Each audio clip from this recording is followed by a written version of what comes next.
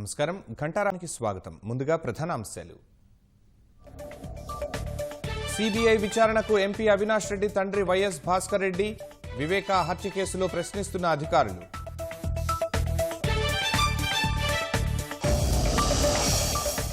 జగన్ అక్రమాస్తుల కేసులో మరో 2 ఛార్జ్ షీట్లు వాన్పిక్ లేపాక్షి నాలెడ్జ్ హబ్ కేసుల్లో ఈడీ దాఖలు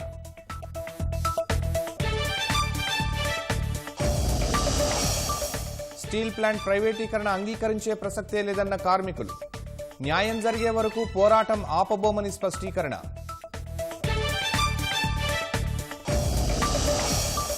రాజస్థాన్లో ట్రక్కులు ఢీకొని చెలరేగిన మంటలు ప్రమాదంలో 4 సజీవ దహనం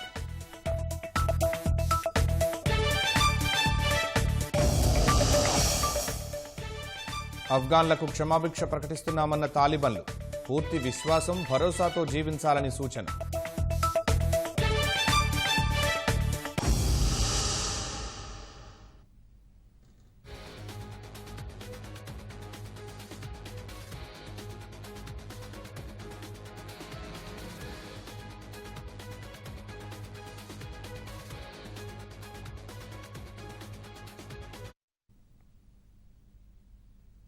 వైఎస్ వివేకానందరెడ్డి హత్య కేసులో వైకాపా ఎంపీ వైఎస్ అవినాష్ రెడ్డి తండ్రి వైఎస్ భాస్కర్ రెడ్డిని సిబిఐ అధికారులు ప్రశ్నిస్తున్నారు. పూర్తి వివరాలు మా ప్రతినిధి మురళిని అడిగి తెలుసుకుందాం. మురళి, వైఎస్ వివేకానందరెడ్డి హత్య కేసులో వైఎస్ భాస్కర్ రెడ్డి విచారణకు సంబంధించిన వివరాలేంటి? శర్మ, మాజీ మంత్రి వైఎస్ వివేకానందరెడ్డి హత్య కేసులో నిన్నటి నుంచి కూడా వైఎస్ కుటుంబ సభ్యులనే ఎక్కువగా సిబిఐ అధికారులు విచారణకు పిలుస్తున్నారు. నిన్న YS Avinash Reddy, Kadapa MP YS Avinash Reddy పెదనాన్న వైఎస్ ప్రకాష్ రెడ్డి, వైఎస్ ప్రతాప్ రెడ్డిని విచారణకు పిలిచిన సిబిఐ అధికారులు ఇవాళ వైఎస్ అవినాష్ రెడ్డి తండ్రి వైఎస్ భాస్కర్ రెడ్డిని విచారణకు పిలిచారు. కొద్దిసేపటి క్రితమే అతను పులివెందుల ఆర్ఎండ్బి అతిథి గృహంలోని సిబిఐ విచారణకు హాజరయ్యారు. గత 3 దఫాలుగా జరిగినటువంటి సిబిఐ విచారణలో ఏనాడు కూడా వైఎస్ భాస్కర్ రెడ్డి సిబిఐ విచారణకు హాజరు కాలేదు. తొలిసారిగా అతను ఈ సిబిఐ విచారణకు హాజరు కావడం ప్రాధాన్యత సంతరించుకుంది. దీంతో పాటు వైఎస్ వివేక కుమార్తె సునీత హైకోర్టులో వేసిన పిటిషన్ లో 15 మంది అనుమానితుల జాబితాను కూడా ఆమె సమర్పించింది. ఆ 15 మంది అనుమానితుల జాబితాలో ఈ వైఎస్ భాస్కర్ రెడ్డి యొక్క పేరు కీలకంగా ప్రస్తావించడం కూడా మనకు తెలిసింది. దీంతోనే ఈ కేసులో ఈయన కీలక అనుమానితుడిగా ఉన్నాడు వైఎస్ భాస్కర్ రెడ్డి. ఎంతో మంది అనుమానితుల్ని విచారించినప్పటికీ చివరిగా వైఎస్ కుటుంబ సభ్యుల్ని విచారణకు పిలుస్తుండడం ఈ కేసు కీలక దశకు చేరుకుందనే చెప్పాలి. మరో 2 వైఎస్ మనోహర్ రెడ్డి, అదేవిధంగా వైఎస్ అభిషేక్ రెడ్డి, వీరందరూ కూడా విచారణకు రావాల్సి ఉంది. వారందరినీ కూడా వైఎస్ అవినాష్ రెడ్డి కూడా విచారణకు పిలిచే అవకాశం ఉందని కూడా సంబంధిత వర్గాలు తెలియజేస్తున్నాయి. వరుసగా ఈ వారం రోజుల లోపల వైఎస్ కుటుంబ సభ్యులందరినీ విచారణ పూర్తి చేయాలని కూడా సిబిఐ భావిస్తున్నట్లు మనకు సమాచారం అందుతుంది. దీంతో పాటు కడప కేంద్ర కారాగారం అతిథి గృహంలోనూ కూడా 2 అనుమానితులను సిబిఐ విచారిస్తుంది. సునీల్ కుమార్ బంధువు భరత్ కుమార్ ను, అదేవిధంగా సుంకేశ్వర గ్రామానికి చెందిన జగదీశ్వర్ రెడ్డి అనేటువంటి వ్యక్తిని కూడా ఇవాళ సిబిఐ విచారణ ఎదుట హాజరయ్యారు. వీళ్ళు జగదీశ్వర్ రెడ్డి అయితే దాదాపు 4 రోజుల నుంచి కూడా విచారణకు వస్తున్నారు. భరత్ కుమార్ అనేటువంటి వ్యక్తి వారం రోజుల నుంచి వరుసగా విచారణకు వస్తున్నారు.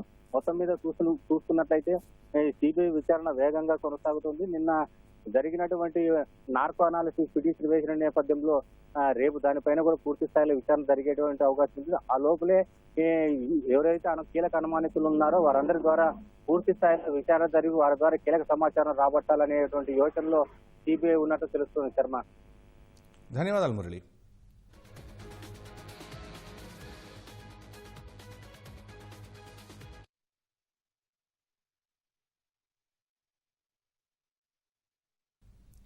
వైఎస్ వివేకానందరెడ్డి హత్య కేసులో కీలక అనుమానితుడిగా ఉన్న కడప వైకాపా ఎంపీ వైఎస్ అవినాష్ రెడ్డి తండ్రి వైఎస్ భాస్కర్ రెడ్డిని సిబిఐ అధికారులు ప్రశ్నిస్తున్నారు. 72వ రోజు పులివెందుల ఆర్బీ అతిథి గృహంలో జరుగుతున్న విచారణకు వైఎస్ భాస్కర్ రెడ్డి హాజరయ్యారు. హత్య రోజు నాటి పరిణామాలు సహా వివిధ అంశాలపై అధికారులు ప్రశ్నిస్తున్నట్లు తెలుస్తోంది. ఇక కడప కేంద్ర కారాగారంలో సిబిఐ విచారణకు జగదీశ్వర్ రెడ్డి, భరత్ కుమార్ హాజరయ్యారు.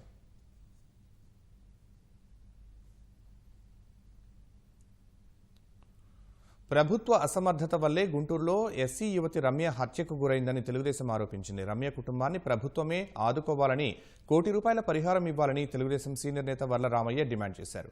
కుటుంబంలో ఒకరికి ఉద్యోగం, 5 ఎకరాల పొలం ఇవ్వాలని కోరారు. ఆ కుటుంబాన్ని ప్రభుత్వం ఆదుకోకుంటే రాష్ట్రవ్యాప్త ఉద్యమం చేపడతామని వర్లరామయ్య హెచ్చరించారు. ఒక దళిత యువతి హత్యకు గురైతే పరామర్శించడానికి కూడా వీల్లేదని చెప్పి తెలుగుదేశం పార్టీ మీద ఏ రకంగా దమనకాండ చేసిందో రాష్ట్ర ప్రభుత్వం అందరికీ, విఘ్నులైన రాష్ట్ర ప్రజలందరికీ తెలుసు. 10 లక్షల రూపాయలు ఎక్స్గ్రేషియా ఇచ్చి తప్పించుకోవాలని చూస్తున్నారు మీరు. చనిపోయిన కుటుంబానికి ఆధారం చదువుకొని ఆ దళిత కుటుంబం వృద్ధాప్యంలో ఆ తల్లిదండ్రులను ఆదుకుంటుందని ఎంతో ఆశగా చూస్తున్న ఆ దళిత కుటుంబానికి నిరాశ మిగిల్చింది మీ అసమర్థ ప్రభుత్వం. మీ ప్రభుత్వ తప్పిదాన్ని తెలుసుకొని ఆ కుటుంబానికి ₹1 కోటి ఎక్స్గ్రేషియా చేయాలని చెప్పి తెలుగుదేశం పార్టీ డిమాండ్ చేస్తుంది. విశాఖ స్టీల్ ప్లాంట్ ప్రైవేటీకరణ నిర్ణయానికి వ్యతిరేకంగా కార్మికుల పోరాటం కొనసాగుతోంది. ఉక్కు పరిశ్రమ పరిపాలనా భవనాన్ని కార్మికులు ముట్టడించారు. భారీగా తరలివచ్చిన కార్మికులు వర్షం పడుతున్నా లెక్క చేయకుండా నిరసన కొనసాగించారు. ఉద్యోగులెవరూ కర్మాగారం లోపలికి వెళ్లకుండా అడ్డుకున్నారు. ఎందరో త్యాగాల ఫలితంగా ఏర్పాటైన స్టీల్ ప్లాంట్ను ప్రైవేటీకరణ చేయనివ్వబోమని కార్మిక సంఘాల నేతలు స్పష్టం చేశారు. విజయం సాధించే వరకు పోరాటం ఆపబోమని తేల్చి చెప్పారు.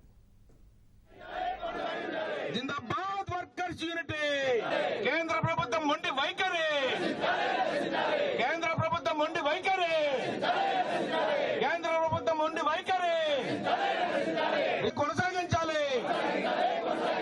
విశాఖపట్నం స్టీల్ ప్లాంట్ పబ్లిక్ రంగంలోనే కొనసాగించాలి.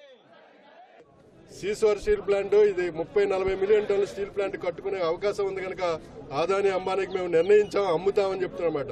ఇది అమ్మడానికి, కొనడానికి ఇదేం సూదుల ఫ్యాక్టరీ, దెబ్బల ఫ్యాక్టరీ కాదనమాట. 36 మంది ప్రాణాలు త్యాగం చేశారు. దానికి 35 సంవత్సరాలు పోరాటం చేసి ఇవాళ 8 మిలియన్ టన్నులు సాధించామన్నమాట. ఇవాళ కేంద్ర ప్రభుత్వానికి హక్కు లేదు.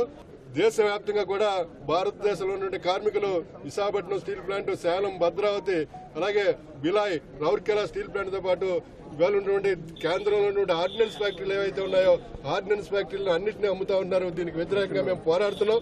తప్పకుండా చివరి వరకు కూడా కేంద్ర ప్రభుత్వం యొక్క విధానాలు మార్చుకునే వరకు కూడా, కేంద్ర ప్రభుత్వానికి, బీజేపీ ప్రభుత్వాన్ని కూలగొట్టే వరకు కూడా రాష్ట్ర వ్యాప్తంగా కూడా మేము పోరాటాలు చేస్తాం. ఈ స్టీల్ ప్లాంట్ కాపాడుకుంటామని చెప్పేసి కేంద్ర ప్రభుత్వాన్ని తెలియజేస్తాం. ఇంతవరకు లీగల్ అడ్వైజర్, ట్రాన్సాక్షన్ అడ్వైజర్ ని నియమించడానికి 3 సార్లు బిడ్డింగ్ పిలిచారు.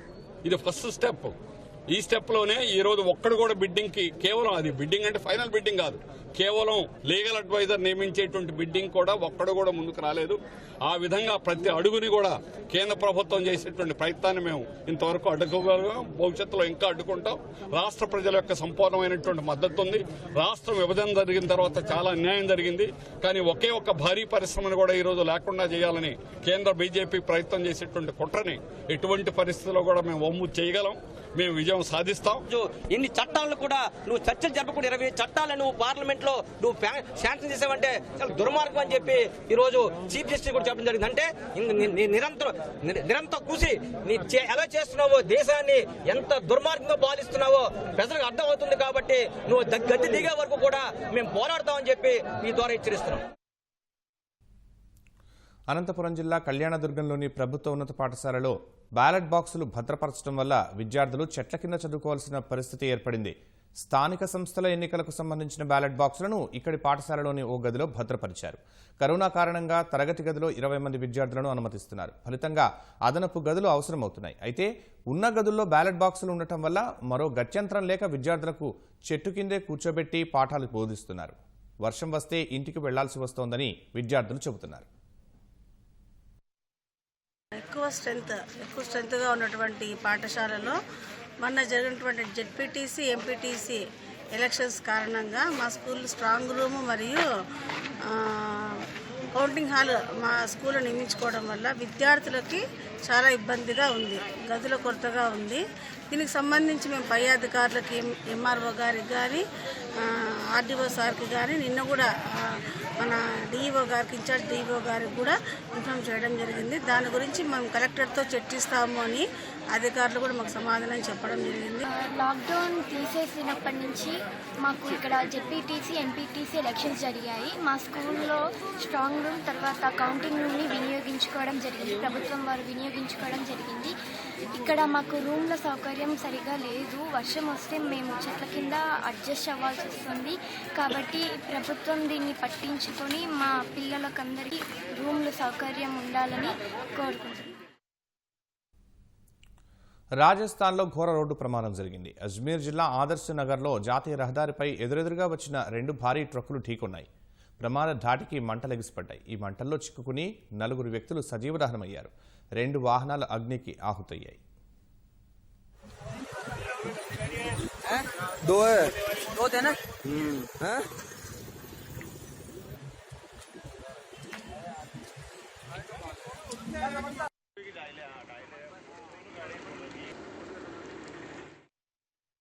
తాలిబాన్ల అధీనంలోకి వచ్చిన ఆఫ్ఘాన్లో పరిస్థితులు అల్లకల్లోలంగా మారడంతో అక్కడి రాయబార కార్యాలయాన్ని మూసివేసినట్లు భారత్ ప్రకటించింది. భారత రాయబారి సహా ఎంబసీ సిబ్బందిని స్వదేశానికి తరలించారు. 120 మందికి పైగా అధికారులు సిబ్బందితో వాయుసేనకు చెందిన C-17 విమానం కాబూల్ నుంచి బయలుదేరి గుజరాత్లోని జామ్నగర్కు చేరుకుంది. ఎంబసీకి చెందిన కీలక పత్రాలను కూడా భద్రంగా తీసుకొచ్చినట్లు తెలుస్తోంది.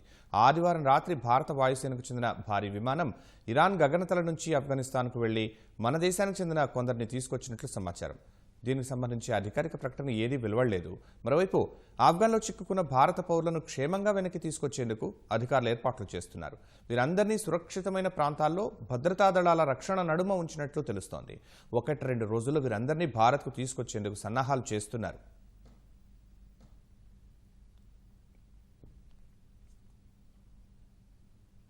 ఆఫ్ఘనిస్తాన్లో జరుగుతున్న పరిణామాలు అంతర్జాతీయ సమాజాన్ని కలవరపెడుతున్నాయి. తాలిబాన్ల అరాచక పాలన తెలిసిన అక్కడి ప్రజలు ప్రాణభయంతో బిక్కుబిక్కుమంటున్నారు.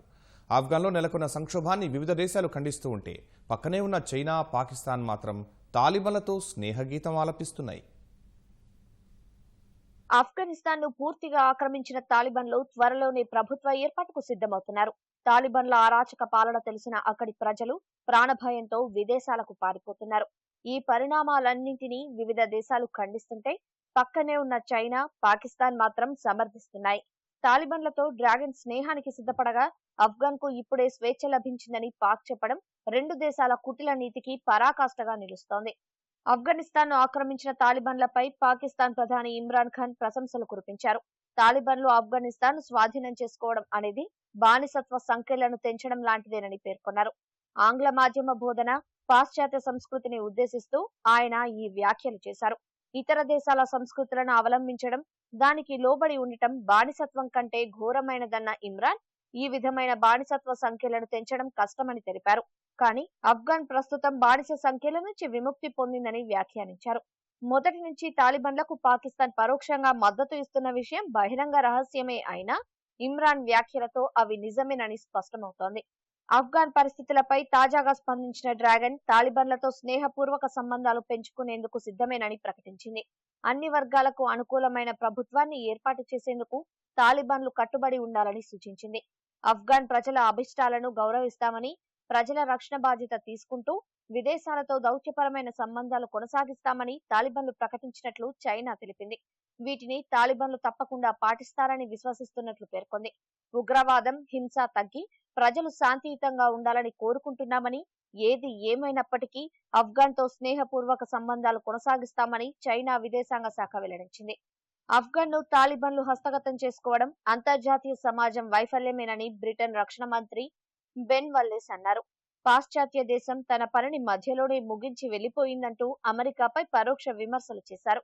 ప్రపంచానికి ఆఫ్ఘనిస్తాన్ ఇంకా సమస్యగా మిగిలిందని, అండగా ఉండాల్సిన బాధ్యత ప్రపంచ దేశాలపై ఉందని ఆయన ఓ ఇంటర్వ్యూలో తెలిపారు. ఆఫ్ఘాన్లోని పరిస్థితులను ఆ దేశ సైన్యం సొంతంగా చక్కదిద్దుకోలేదనే విషయాన్ని గుర్తించడంలో అమెరికా విఫలమైందని ఆరోపించారు. తాలిబాన్లపై సరైన పోరాటమే చేయకుండా ఆఫ్ఘనిస్తాన్ ప్రభుత్వం రోజుల వ్యవధిలోనే కుప్పకూలడంతో అమెరికా అధ్యక్షుడు జో బైడెన్పై విమర్శల జడివాన కురుస్తోంది. ఆఫ్ఘన్ సంక్షోభానికి అమెరికా తీసుకున్న నిర్ణయాలే కారణమని ప్రపంచవ్యాప్తంగా విమర్శలు వస్తున్నాయి. బలగాల ఉపసంహరణపై బైడెన్ తొందరపాటు నిర్ణయం కారణంగానే తాలిబన్లు మెరుపు వేగంతో ఆఫ్ఘన్ను హస్తగతం చేసుకున్నారని విమర్శిస్తున్నారు. ఘటనలపై స్పందించిన అగ్రరాజ్య అధినేత బైడెన్ బలగాల ఉపసంహరణను మరోసారి సమర్థించుకున్నారు. ఆఫ్ఘన్ జాతి నిర్మాణం తమ లక్ష్యం కాదంటున్నారు. అమెరికాపై ఉగ్రదాడులు నిరోధించడమే లక్ష్యమంటున్నారు. ఆఫ్ఘన్ నుంచి సైనిక బలాల ఉపసంహరణ, అటుపై తాలిబన్ల అలవోక ఆక్రమణ పరిణామాల నేపథ్యంలో అమెరికా అధ్యక్షుడు బైడెన్ పై అంతర్జాతీయ సమాజం నుంచి తీవ్ర విమర్శలు వెల్లువెత్తుతున్నాయి. అమెరికా నాటో దళాల ఉపసంహరణ ద్వారా తాలిబన్ల చేతికి దేశాన్ని అప్పజెప్పాడంటూ ఆరోపిస్తున్నారు. ఆఫ్ఘన్ పరిస్థితికి పూర్తి బాధ్యత బైడెన్దే అని రిపబ్లికన్ పార్టీ విమర్శించింది. ఇది అమెరికా చరిత్రలోనే అత్యంత ఘోర వైఫల్యమన్న మాజీ అధ్యక్షుడు డొనాల్డ్ ట్రంప్ బైడెన్ రాజీనామా చేయాలని డిమాండ్ చేశారు. ఐక్యరాజ్య సమితిలోని అమెరికా మాజీ రాయబారి నిక్కీ హేలీ కూడా బైడెన్ పై విమర్శలు గుప్పించారు. ట్రంప్ అధికారంలో ఉండి తాను విదేశాంగ శాఖ మంత్రి హోదాలో ఉండి ఉంటే తాలిబన్లకు గుణపాఠం చెప్పేవాళ్లమని అమెరికా విదేశాంగ శాఖ మాజీ మంత్రి మైక్ పాంపియో వ్యాఖ్యానించారు. ఆఫ్ఘన్ నుంచి బలగాల ఉపసంహరణ తొందరపాటు చర్యని చైనా అభిప్రాయపడింది. అమెరికా దళాల ఉపసంహరణ తీవ్ర ప్రతికూల ప్రభావం చూపిందని చైనాలో విదేశాంగ మంత్రి వాంగ్ వై తెలిపారు.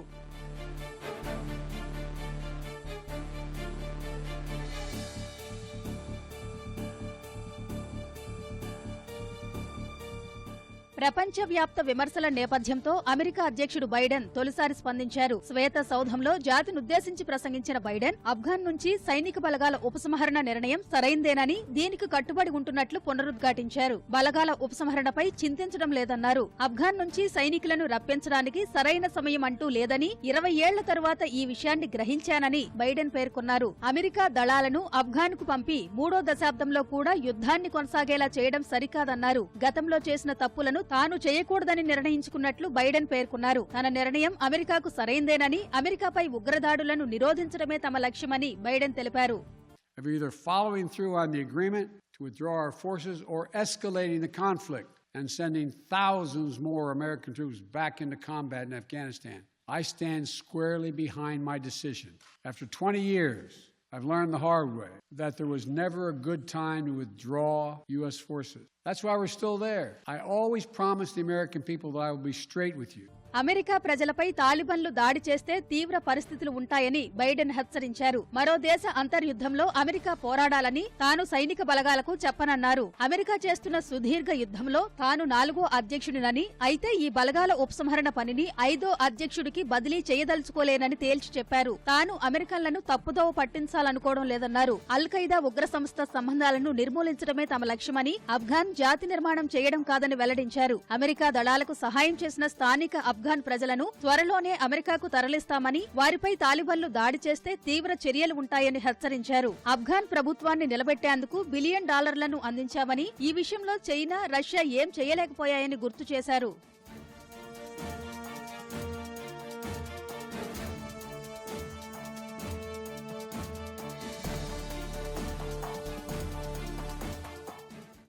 ఆఫ్ఘన్ ప్రభుత్వాన్ని, సైనిక బలగాలను బైడెన్ విమర్శించారు. అనుకున్న దానికంటే వేగంగా తాలిబన్లు ప్రభుత్వాన్ని పడగొట్టారని తెలిపారు. ఆఫ్ఘన్ సైనికులకు అన్ని రకాల వనరులు కల్పించి శిక్షణ ఇచ్చినప్పటికీ వారు తాలిబన్లతో పోరాడలేకపోయారన్నారు. ఆఫ్ఘన్ పౌర ప్రభుత్వానికి అన్ని అవకాశాలు ఇచ్చామని, అయితే వారికి సంకల్ప బలం మాత్రం ఇవ్వలేకపోయామని బైడెన్ అన్నారు. ఆఫ్ఘన్ సంక్షోభం అమెరికా జాతీయ భద్రత ఆసక్తి కాదన్నారు. ఆఫ్ఘన్లకు అమెరికా ఎప్పుడూ అండగా ఉంటుందన్నారు. ఆఫ్ఘన్లో అమెరికా రాయబార కార్యాలయాన్ని మూసివేసినట్లు, సిబ్బందిని సురక్షితంగా తరలించినట్లు పేర్కొన్నారు. కాబూల్ విమానాశ్రయంలో జరిగిన ఘటనలపై బైడెన్ విచారం వ్యక్తం చేశారు.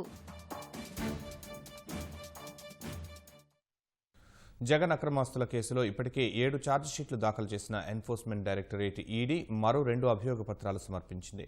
వాన్పిక్, లేపాక్షి నాలెడ్జ్ హబ్ కేసుల్లో ఈడీ ఇటీవల కోర్టుకు ఛార్జిషీట్లు సమర్పించింది.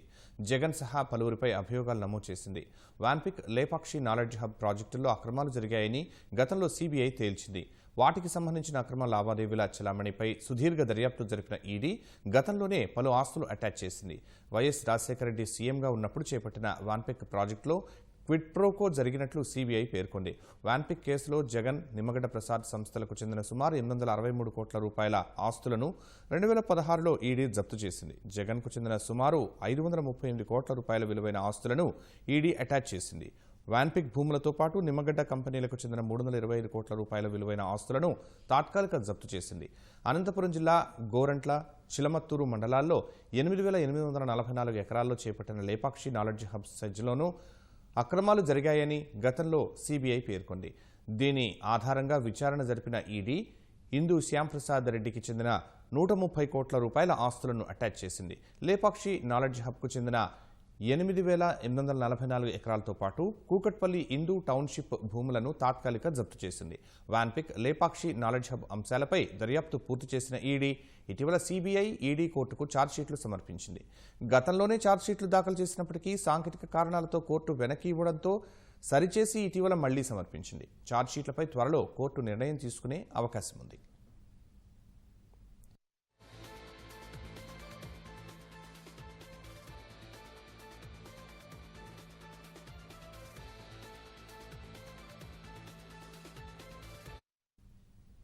జగన్ అక్రమాస్తుల కేసులో ఇప్పటికే 7 ఛార్జ్షీట్లు దాఖలు చేసిన ఎన్ఫోర్స్మెంట్ డైరెక్టరేట్ ఈడీ మరో 2 అభియోగ పత్రాలు సమర్పించింది.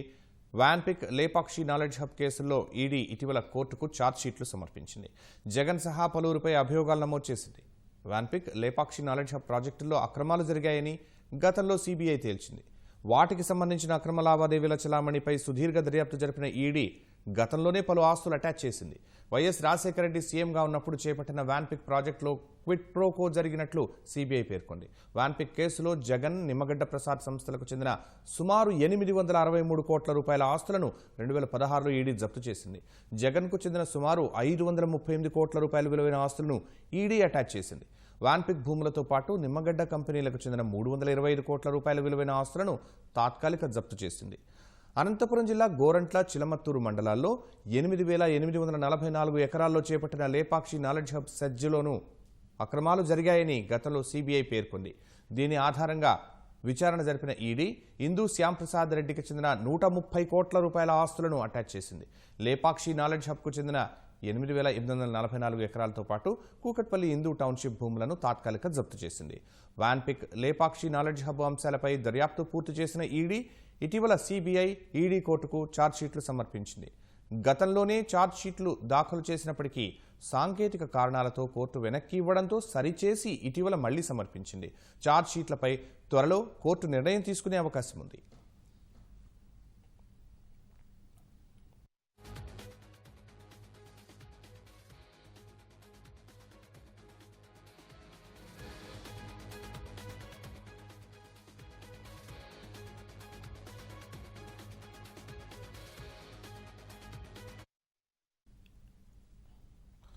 పెగసస్ వ్యవహారంలో కేంద్ర ప్రభుత్వానికి సుప్రీంకోర్టు నోటీసులు ఇచ్చింది. పూర్తి వివరాలు మా ప్రతినిధి అరుణ్ అడిగి తెలుసుకుందాం. అరుణ్, పెగసస్ అంశంపై కేంద్ర ప్రభుత్వానికి సుప్రీంకోర్టు ఇచ్చిన నోటీసుల సారాంశం ఏంటి?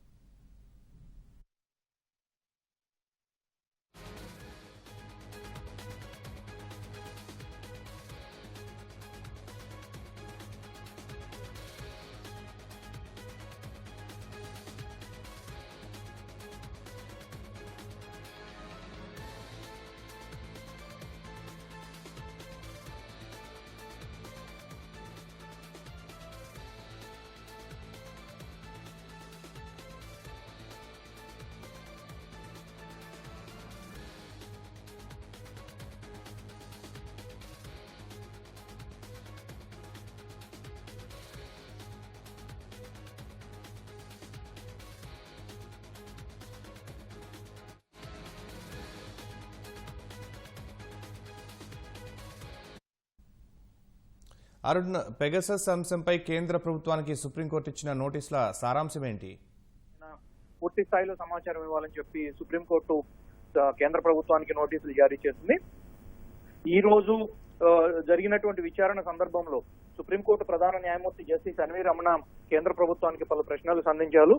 జాతీయ స్థాయి భద్రత విషయంలో కానీ, సున్నితమైనటువంటి అంశాల విషయంలో కానీ తామేమీ జోక్యం చేసుకోవటం లేదు. ఈ విషయంలో ప్రభుత్వాన్ని ఇబ్బంది పెట్టాలన్న ఆలోచన తమకు లేదు అని చెప్పి స్పష్టం చేయడంతో పాటుగా అసలు ఈ పెగాసిస్ వ్యవహారం కానీ జాతీయ భద్రతకు సంబంధించిన విషయాల్లో కానీ కేంద్ర ప్రభుత్వం ఏం చేస్తుంది, వ్యవహారంలో ఎంతమంది పైన స్పై నిర్వహించారు, ఎంతమందికి సంబంధించినటువంటి వివరాలు సేకరించారు, అదేవిధంగా తదుపరి చర్యలు ఏం తీసుకున్నారు అనేది తీసుకోవాల్సినటువంటి అవసరం ఉంది. కాబట్టి దేశ ప్రజలకు సంబంధించిన విషయం కాబట్టి ఇది ఎట్టి పరిస్థితుల్లో కేంద్రం సమాధానం చెప్పాల్సి ఉంటుందని, అదేవిధంగా కాంపిటెంట్ అథారిటీగా ఉన్నటువంటి వారు ఎవరు దీన్ని చేశారు, ఎందుకు చేశారు, ఏ కారణాల రీత్యా చేశారు అనేది చెప్పాల్సి ఉంటుంది. కాబట్టి కేంద్ర ప్రభుత్వానికి నోటీసులు జారీ చేస్తున్నట్లుగా చెప్పడం జరిగింది. అంతకుముందు వాదనల సందర్భంలో కూడా తుషార్ మెహతా నిన్న దాఖలు చేసినటువంటి అఫిడవిట్, లిమిటెడ్ అఫిడవిట్ సరిపోతుందని, కొత్తగా చెప్పాల్సింది ఏం లేదని కూడా చెప్పడం జరిగింది. జాతీయ భద్రతకు సంబంధించినటువంటి విషయం కాబట్టి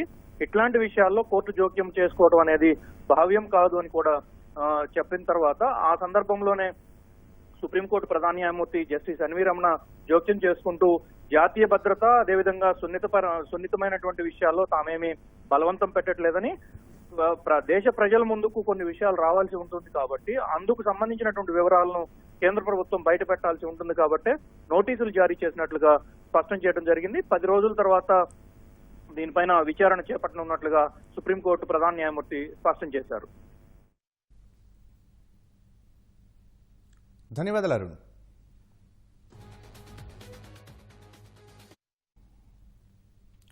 పెగసస్ స్పైవేర్ ద్వారా పలువురు రాజకీయ నాయకులు, పాత్రికేయులపై నిఘా పెట్టారన్న అంశంపై కేంద్ర ప్రభుత్వం 10 రోజుల్లో సమాధానం చెప్పాలని సుప్రీంకోర్టు ఆదేశించింది. పెగసస్ నిఘా వ్యవహారంపై దర్యాప్తు జరిపించాలంటూ దాఖలైన పిటిషన్లపై వరుసగా 2వ రోజు విచారణ జరిపిన ప్రధాన న్యాయమూర్తి జస్టిస్ ఎన్వి రమణ నేతృత్వంలోని సుప్రీం ధర్మాసనం ఈ మేరకు కేంద్రానికి నోటీసులు జారీ చేసింది. ఈ సందర్భంగా కేంద్రం తరపున వాదనలు వినిపించిన సొలిసిటర్ జనరల్ తుషార్ మెహతా నిఘా వ్యవహారం జాతీయ భద్రతకు సంబంధించిన విషయమైనందున ఇలాంటి అంశాల్లో ఏం చేశారో చెప్పాలని సుప్రీంకోర్టు ప్రశ్నించరాదన్నారు. ఒక కమిటీ ఏర్పాటు చేసి చెప్పాలనుకున్న విషయాలను వారికి వివరిస్తామని చెప్పారు.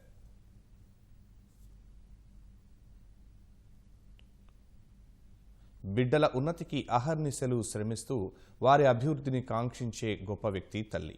వృద్ధాప్యంలో పిల్లల నీడన సేద తీరాలని ప్రతి మాతృమూర్తి ఆరాటపడుతుంది. కానీ జీవిత చరమాంకంలో ఉన్న తల్లికి బాసటగా ఉండాల్సిన కన్నబిడ్డలే ఆమెను నిర్దాక్షిణ్యంగా నడి రోడ్డున వదిలేశారు. ఈ ఘటన శ్రీకాకుళం జిల్లా ఇచ్చాపురం గొల్ల వీధిలో జరిగింది. 85 బుజ్జమ్మకు 2 కుమారులు, 1 కుమార్తె.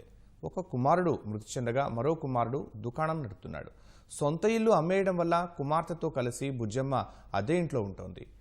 తల్లి పింఛను డబ్బులు తీసుకుని కుమార్తె భోజనం పెట్టేది. అలాగే ఆమె బంగారాన్ని కూడా తీసేసుకుంది. అంతా అయ్యాక గొల్లవీధి మండపం వద్ద తల్లిని విడిచిపెట్టింది. ఎక్కడికి వెళ్లాలో తెలియక ఆ వృద్ధురాలు రోదిస్తూ అక్కడే కూలబడిపోయింది.